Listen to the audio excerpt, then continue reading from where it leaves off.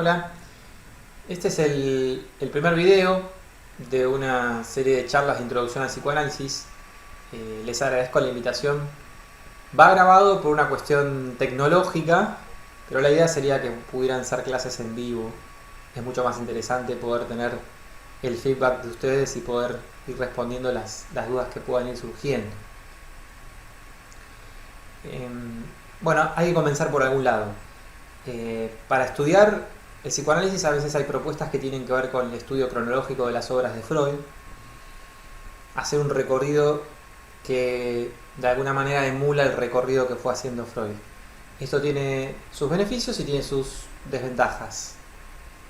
Las desventajas están principalmente en que Freud fue modificando su teoría a medida que iba avanzando. Él fue descubriendo cosas utilizando su método. Hay algo que es muy importante, que método psicoanalítico y saber psicoanalítico, teoría psicoanalítica están indisolubles. O sea, el psicoanálisis es una praxis. Es la teoría de una praxis. La teoría de una práctica. Pero bueno, por algún lado hay que comenzar. Entonces, me pareció que podíamos tomar este camino que tiene que ver con los descubrimientos que hizo Freud cuando hizo sus viajes a Francia como alumno de Charcot. Ustedes saben que Freud era un neurólogo que tenía ya trabajos hechos sobre la anatomía del cerebro, trabajos sobre la fase y otros. En Francia se encontró con Charcot.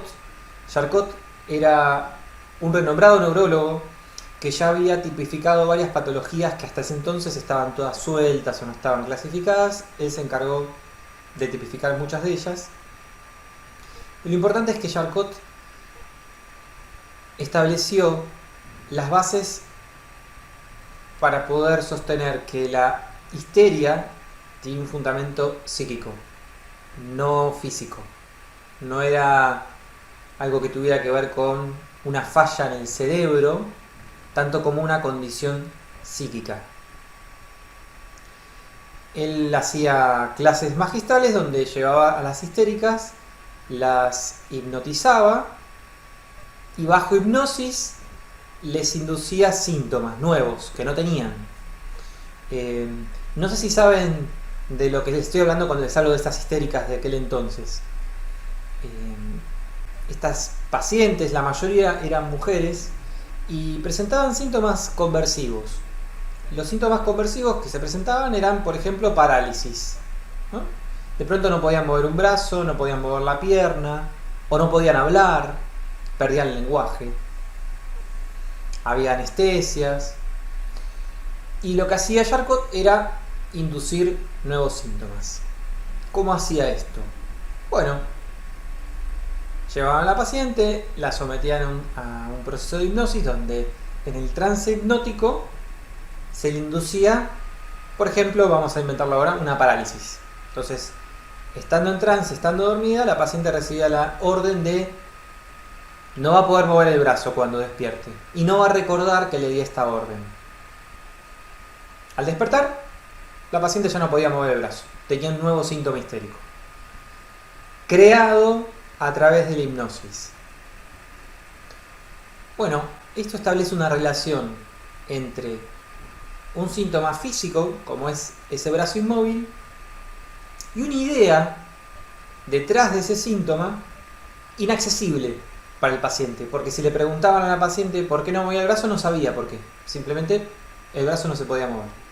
Entonces, partiendo de esos ensayos con la hipnosis en las histéricas, donde se las hipnotizaba para crearles nuevos síntomas, inmediatamente surgió la idea de utilizar la hipnosis para curar los síntomas. Ese método se conoció como método de sugestión. Consistía básicamente en producir un trance hipnótico y ordenar o prescribir una instrucción que cancelara el síntoma en las pacientes. Dicho de otra manera, si una paciente, por ejemplo, no podía mover la pierna, se le inducía un trance hipnótico y se le indicaba que a partir de despertar tenía que empezar a mover la pierna. Tan sencillo como eso. Era como contrarrestar el síntoma histérico con esta prohibición impartida desde la hipnosis. A este método, como yo les decía, se conoció como el método de la sugestión. Era muy efectivo. Las pacientes respondían siempre y cuando durara el efecto de sugestión. ¿Qué significa esto? Que esa paciente siguiera confiando en la palabra del médico que la había hipnotizado. Si por alguna razón la confianza caía, reaparecían los síntomas. Y eso era un problema, porque las curas no eran definitivas. Tenían un cierto periodo de duración y volvían los síntomas de vuelta. Entonces, siguieron pensando, y cuando digo siguieron pensando me refiero a Breuer y Freud. Breuer era un médico también muy reconocido en aquella época, cuando Freud todavía era... Breuer era un hombre más grande que Freud. Estamos hablando de un Freud joven. Esto es pre-psicoanalítico. Dijeron, bueno, vamos a probar algo nuevo. Vamos a utilizar la hipnosis no para prohibir los síntomas, sino para investigar esa idea detrás de los síntomas. Porque la idea de base, ¿cuál es? Que hay una idea que quedó segregada de la conciencia, aislada. Una idea cargada de afecto. Si podemos descubrir cuál es esa idea y se la comunicamos a la paciente, o sea, la hacemos consciente, el afecto que carga a esa representación, a ese grupo de ideas, va a tener la posibilidad de descargarse. Bueno, ese método se llamó el método catártico. ¿Qué hacían? Esto que les acabo de decir. Sometían a un trance hipnótico a las pacientes, investigaban el momento en que surgían los síntomas. O sea, el momento de la primera aparición de un síntoma. Que generalmente era un momento que quedaba asociado a un episodio, a un acontecimiento traumático. Si conseguían que la paciente bajo hipnosis recordase ese acontecimiento, al despertar le comunicaban esa idea. La paciente tenía que aceptar lo que le decían Breuer o Freud. Tenía que aceptar que esa era la verdad detrás del síntoma. Si lo hacía, aparecía algo así como una reacción de angustia, una crisis histérica, con una descarga, y a partir de ese entonces cedían los síntomas, desaparecían los síntomas. Este era el método terapéutico. Ahora bien, ¿cuál es la teoría detrás de este método terapéutico? La idea es que a raíz de un acontecimiento traumático, cargado de afecto, este afecto, por alguna razón, la paciente no podía descargarlo. Formas de descargarlo hay dos. Una es a través de la musculatura, una acción muscular, y la otra es a través de algún trabajo de pensamiento. ¿Qué significa? Una situación que apena demasiado puede ser evacuada con una reacción como pegar una bofetada, un grito, o un trabajo asociativo. Esto quiere decir volver a pensar en lo que aconteció hasta provocar cierto desgaste de esa idea que estaba tan cargada. Bueno, la idea detrás de esto, ¿cuál es? Que esto no se pudo hacer. No se pudo evacuar esa cantidad de afecto de ninguna de las dos formas. No hubo una acción ni hubo un trabajo de pensamiento. Quedó imposibilitada la descarga. Y de esta manera, esta representación a la que se ligó lo traumático queda alejada del resto de las representaciones, del resto de las ideas, de lo que podríamos ahora decir, bueno, lo consciente. Esta queda segregada, se produce una escisión, una división entre las representaciones que forman parte del yo consciente y esta que queda segregada, aislada. Pasa a formar parte de un grupo patógeno de ideas. ¿Por qué patógeno? Porque son justamente estas representaciones las responsables de producir el síntoma histérico. Entonces, ¿Qué es lo que se buscaba con el método catártico que les acabo de describir? Justamente traer a la conciencia, reconciliar a este grupo de representaciones patógenas aisladas con el resto de las representaciones. Volver a conectar lo que estaba desconectado. Una analogía que hace Freud al respecto es que estas representaciones funcionan como si se tratara de un cuerpo extraño. Estoy tratando de hablar de un... es una metáfora médica, ¿no? Ingresa un cuerpo extraño en el organismo y que produce una infección. Hasta que no se ha retirado el cuerpo extraño, la infección sigue. ¿Qué significa esto? Que estas representaciones son patógenas en cuanto extrañas. Si las podemos integrar, cesa el efecto patógeno.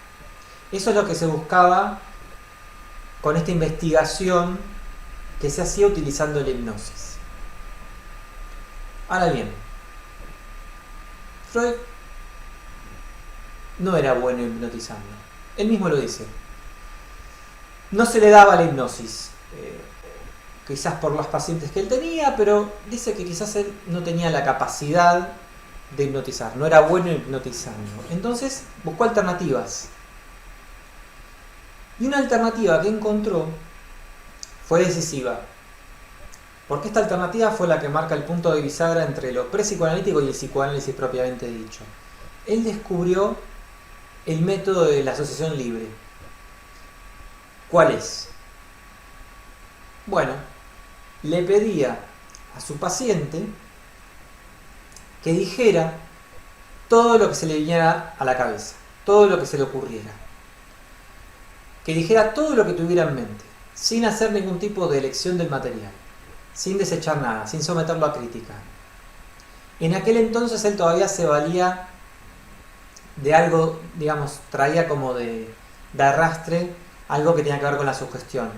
Él usaba el método, lo llamaba de la presión en la frente. Era sugestión.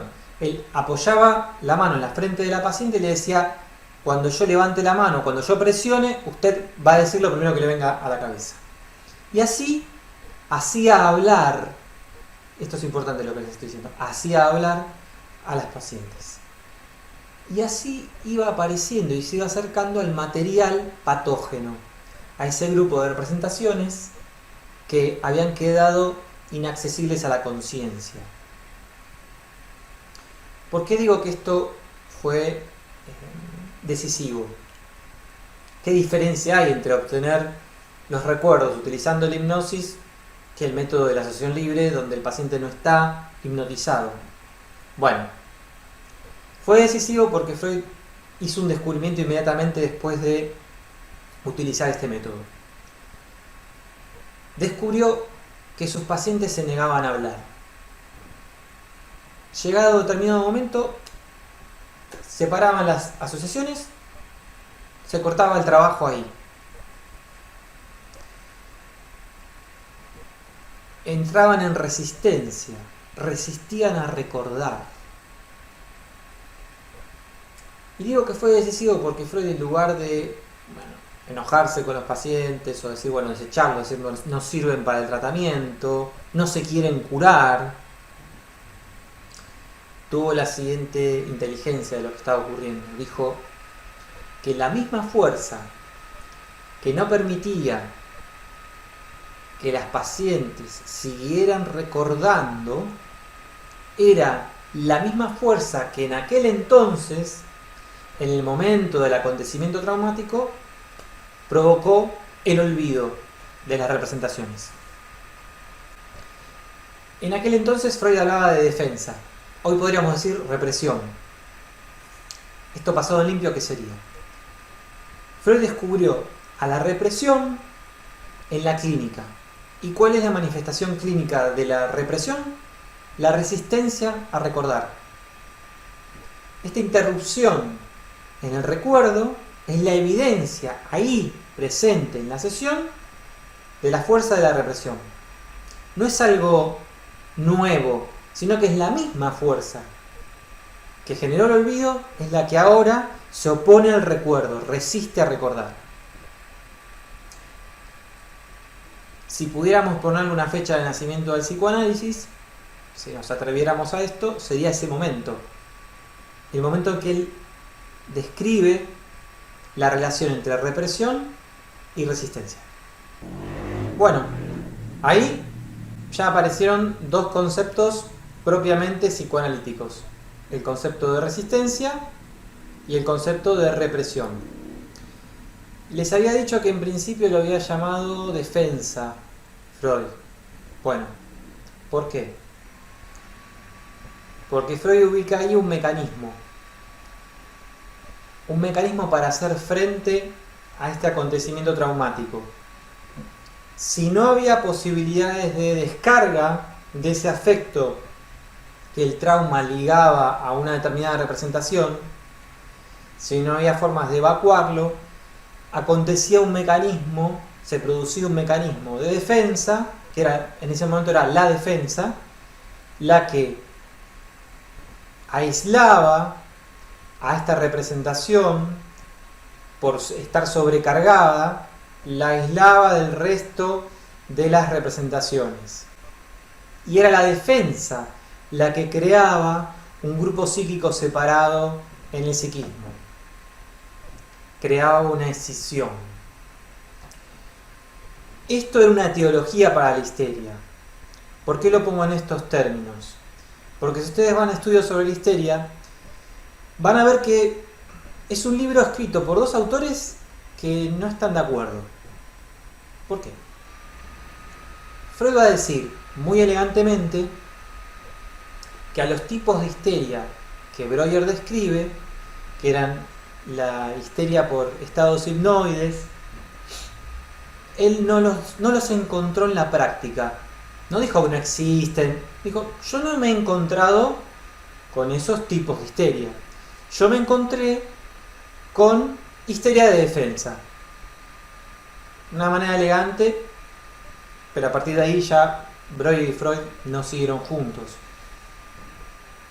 ¿Qué es lo que plantea Freud ahí?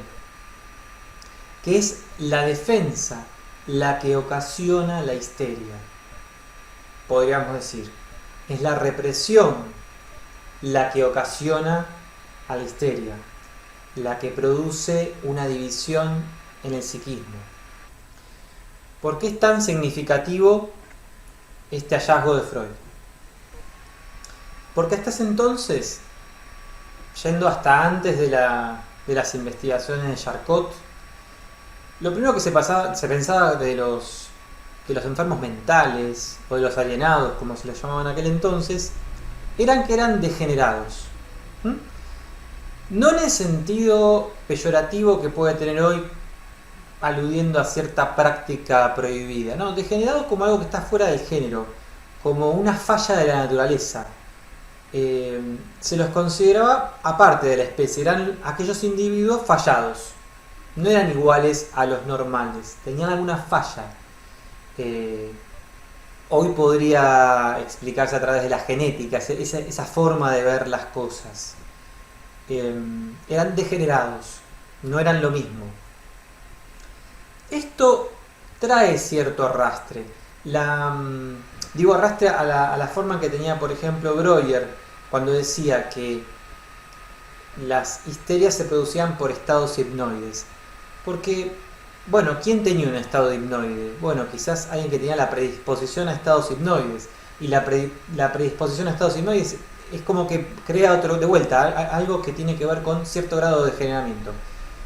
Lo que plantea Freud ahí, o es un punto de inicio para algo que se va a desarrollar a lo largo de toda la obra, es que es la defensa la que crea la neurosis.